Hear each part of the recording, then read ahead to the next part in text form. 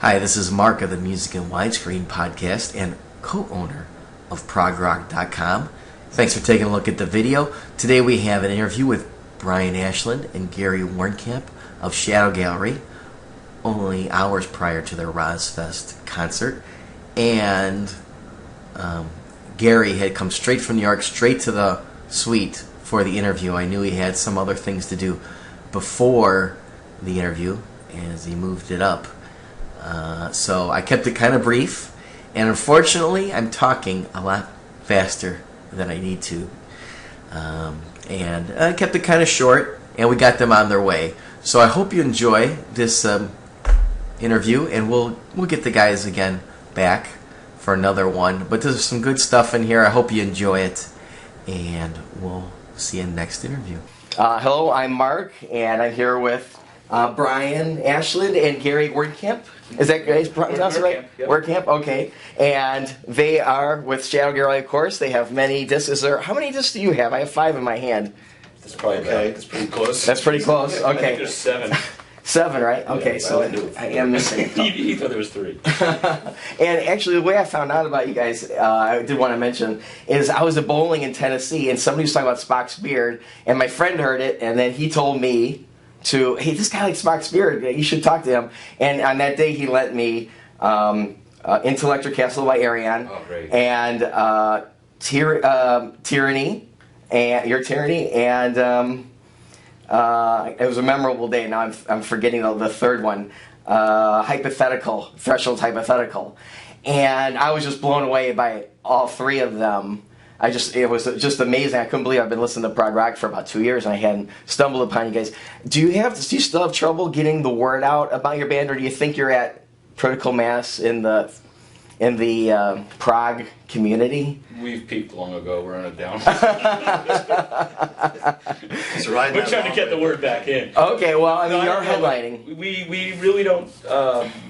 We really haven't done much in terms of promotion. I mean, we save that for when the albums are coming out and the tours, and then there's always a period where we disappear and go back to our other lives for a while. And that's where we've been hiding lately. Just being a new guy, I think that the touring aspect is what's kind of getting more, just more response, and we're out there more, and just there was a real buzz created when, they announced that they wanted to do a tour for Digital Ghost. And I think that's what kind of made a nice little resurgence. Yeah. For the band here. Well, that's, I mean, I remember seeing an interview or reading an interview where saying, yeah, we're thinking about maybe doing some gigs. And I emailed George right away. I copied it. I sent the URL to him. I said, George, they're thinking about touring. So I think he might have called you back then prior to your European tour that you had. Way prior. He called me in '99. Well, I know he did that. Or 2002. Yeah. A so few times since, yeah. So. Well, that's great that you're actually able it's his to make perseverance that really. See, I would have given up on you'll us. get what you want. You just have to keep asking. That's for right. 30 Keep years. asking. 30 years later, we'll fuck. So, did anything in particular get you out of the studio and onto the tour? Brian, in part. Knowing. I mean, that's not taking away anything from Mike, but Mike did have some health issues, which is I'm not going to say that's the reason we didn't tour. There was a lot of reasons. Right. I honestly looked at him and says, "Look, if you're ever going to do this, it's now or never." I remember having a conversation. You didn't really look at me. I didn't looking past you. You were looking past me. Over you was. Soon I talked to Brian. I'm usually like this, Brian. Come on soon. Right. Yeah. No. I kept asking everyone. I was like, this is really great material. What about taking this on the road or doing live? And the stars never lined up for everyone. Either everyone had families. And lives and careers outside of music, and I just think it just happened to be just the right time. Right. Well, I think the now or never thing is a good point. I mean, I think the fans thought that. That's another stellar album came out, and everybody had been this demand had been building up to see you guys live. So the only reason why we're here today is because I made a promise that when we were on the road, because after our shows we'd interview with people and meet fans and stuff like that. It's like, promise us it's not 5 years between an album. Promise us this isn't the only tour or whatever. It's like, okay, I promise. I saw pictures of you had your fingers crossed. I promise you anything you want. Well, that's well, we're glad to actually have you. It's nice not to have to fly to the UK. To the UK to see you. Well, I didn't have to. It's just there was a conflict with your other one, and we did have one in Pennsylvania, so it's not really. Wasn't trying to blame you or anything. So I did want to talk about how you ended up in the band. Do you want to tell that story about how you became the lead singer? Well, the version we changed I that. met him We when he changed- was working in the arcade. Beat him up in the parking lot. And we tried to help him out. The one where he was at Applebee's, singing the birthday song. I commented on his I voice. found you in a dumpster and rescued you, and that's kind of what I heard actually from Brian, that cassette tape. Yeah, I had other projects, you know, and in years past. I mean, I've been a musician my whole life, and Gary and I had talked literally maybe 3 years prior to meeting. you were going to be on the Emerald's Plate, I am, yeah. right? Oh, I yeah. think I asked you. So about that, yeah. anyway, I was working with a musician that we both know, and this musician gave, "Hey Gary, check this out. It's something I'm working on." You know, so he listened to it, and he actually shot me a lovely email back, saying, you know, I really like this. So like your melody, you use reverbs as an instrument, just crazy little compliments, you know. Yeah. So I'm trying to speed this up because it's a long story. Right. But we had a brief email together, and he says, "I'm working on this project with Ariane, Arjen Lucason's project, right?" I don't know. It was an Arjen Lucason production, that's all I remember. And he says, well, they're looking for a character, you might be interested in something like that. So, you know, yeah. Right. And it just never really kind of came to fruition. We just kind of lost touch. And that was it, period. So I thought it was the Emerald's fast Plate. forward. It might have been that. I thought it was the Emerald's Plate. Was it? Which is not an Arion thing. Oh. Do you even know about that? Okay. Jess? I don't know. You're a self-professed He's non-prog the person. singer. Cooper's the singer on that. I had no idea. Yeah, he's never even heard it, so. Yeah. Oh yeah. So anyway, You just help yourself. that's what we're done. But yeah, it was literally 3 years later, and I had changed careers, I had changed bands, I had moved, I got married at the time, and so bought a house. So all of my information had changed, my email, my address, phone, I mean everything had changed during that time. And Carl Ken James came up to me one day and he says, I heard this disc of yours, you know, and I'm looking at him and he says, "You ever heard of Shadow Gallery?" And I'm like, "Isn't that Gary Wehrkamp's band?" And Carl just kind of gave me a look like, I said, that's exactly what I said. So he says, you know, do you know the material? And I knew of the band, and I wasn't familiar intimately with the catalog of material. I know the band had been around for a while. I just didn't know. I'm still Yeah. So he asked me, he says, you know, hey, you know, he told me the news about Mike Baker, who I have the misfortune of not knowing. Yeah. And he says, "Well, we're doing this record. Would you be interested? Are you, you know, you're a singer on this tape?" Right. I says, "No, I'm not a singer, you know." And he says, "Well, whose voice on the demo?" I said, "Well, mine." And he says, "Well, so you're singing?" I said, "Well, no, I did the demos because I had to. I didn't have a vocalist available." Right. "Oh, would you be interested in singing?" I said, "Probably not really. I'm not a trained vocalist." So literally, I think I turned him down like twice. Yeah.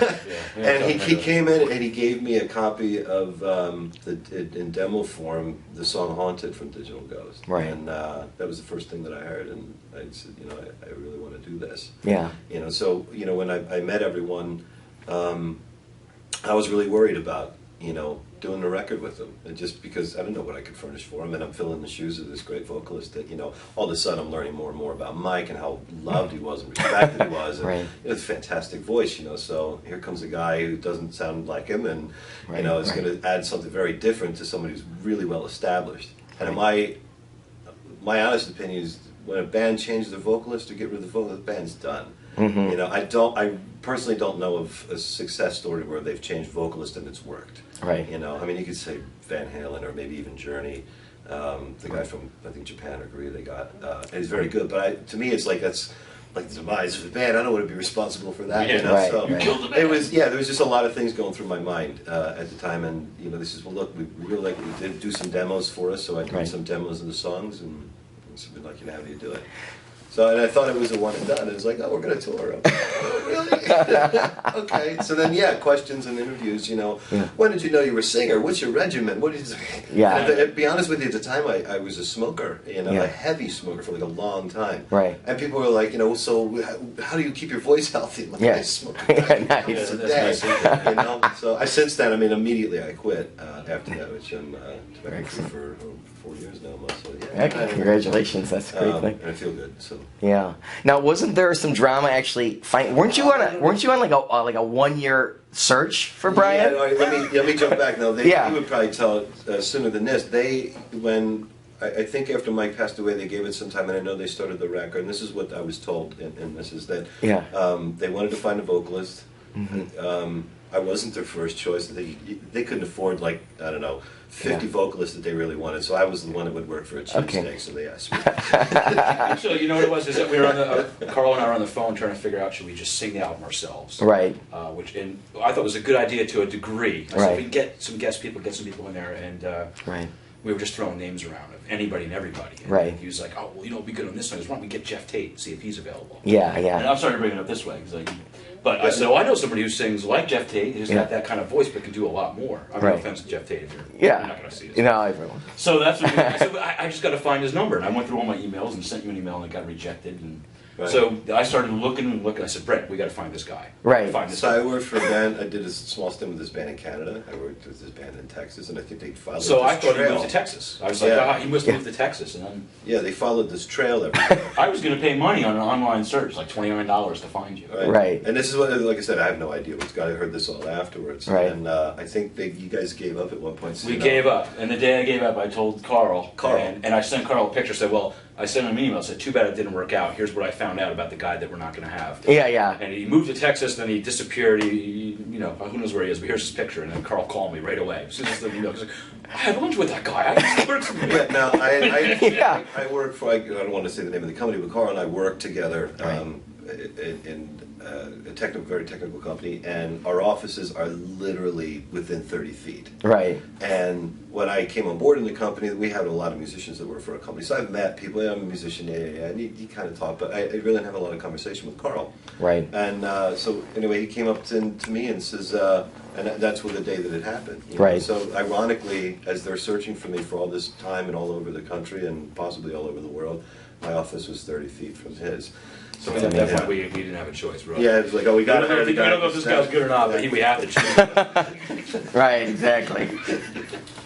So yeah, it's out of a movie, you know. Kind of. Well, I tell people the story and they don't believe it, you know. That's exactly how it all went down. Yeah, that is amazing. When you told me that at the PL, I was like, could have made this huge search, and it was 30 feet away from. There, Carl, yeah. That's amazing. Did let's see, what else do I have for you? Oh, so you worked with I figured to take away your thunder a little bit, but how was working with DC Cooper for New World Order? Oh, Yeah. so long ago. Well, 15 Yeah. years ago. Was it that long ago? Wow. It was great. Yeah. It was great. That was another thing where we weren't sure who we were going to choose, and all my demos of that, I was calling it Alice Gallery as the name, because we were going to try to get Alice Cooper for that. Okay, So gotcha. he was our choice, and then it was going to be record company. They couldn't make that work, and that didn't work out. So the record company actually suggested DC, because Royal Hunt just signed with them. Right. And I didn't know his name at that point. Right. So when he came to sing, that was the first time we met him, and it was great. He was just the right voice, you know, right? Yeah. Yeah. No, I mean, when I heard him on your album, I ended up checking out Royal Hunt and his solo thing as I well. love his solo album is great. Royal Yeah, Hunt's that even- Freedom. Royal Hunt as well, but Yeah. good stuff, really good stuff. Great. It's, now, one thing I heard about Rush, a quick story about Rush was that Geddy Lee was looking for a guy to write lyrics. He saw that Neil Peart reads a lot, got him to write some stuff, and then he got the lyrics back, and he's like, "How am I going to sing this?" Did that happen with? Did it ever happen with Andromeda Strain at all? It seemed like a very difficult song to sing. Have you had to sing that? And have you had to sing it? You can sing in a few hours. Okay, yeah. I've seen a few hours. Yeah. I have a pet name for Carl, and it's a modern. It's K-Roz. It sounds like, you know, rap singer or whatever. He's the king of the run-on sentence. He has a lot to say. Yeah, He has a there's lot to say. We try to write so much music for him to do it, and he fits it in one song. He goes, "No, this song's perfect. I got a great chorus." I can definitely tell you chorus? that. What do you mean? In the studio, we had a lot when we were recording. Carl and I worked together in the studio on Digital Ghost. So I'm working with the lyricists. Well, when I got lyrics and the melodies and stuff like that, there wasn't much changes, but there were changes that I wanted to make. And I'm like, this is impossible. We got to take this off here. We need a pause. We need, you know. Right. So we not that we butted heads, but there was a lot of that back and forth. Well, this is how I wrote it, and this is. I'll show you as a great vocalist. I'm like, this is impossible to sing. There's no breath. I'm getting like 60 words out. Yeah, breath, yeah. You know. But that's the way that they write, and I think with Carl, that's like, you know, Carl really has a magic of his own. You know, it's the highest compliment I can pay him, is he's definitely his own musician, his own, you know, in his own right, especially with melody and the way the lyrics run on it. Yeah. Right. It's very difficult to do sometimes. Yeah. Yeah, that was supposed to be. I mean, Brent and I started with the music on that one. Brent had this great da da da da da da da, where we had it mapped out for maybe 12 words. And Right. I think that was the first chord. There was 12. Where we heard it back, we're like, wait a minute. But you get to know it. It takes a little longer. I think it's a little maybe more demanding on a listener on a first listen to go, what's going on. Is that it's not a really hooky chorus, but after a lot of listens, it does start to catch on. At least that's what I find. Yeah, absolutely. When I first listen back to when Carl sends me a demo, I'm usually like, oh, okay. And then after 10 listens, I'm like, wow, I can't believe I doubted that it was going to not work. Well, that's how, progressive rock is. I mean, the whole point is you got to listen at least 3 times. As a listener. Yeah, and that's why you see all these people from, I'm, rooming with people from New Zealand, and I, meet people from Sweden, and that's a great, you haven't got a chance to meet anybody here, but it's just this huge love fest. Yeah. So you'll really see that the pouring of emotion out here for you. And people will be quiet to the last note. You'll have to let people know somehow that the song is over sometimes, and so it'll be different than the Peel, I would say.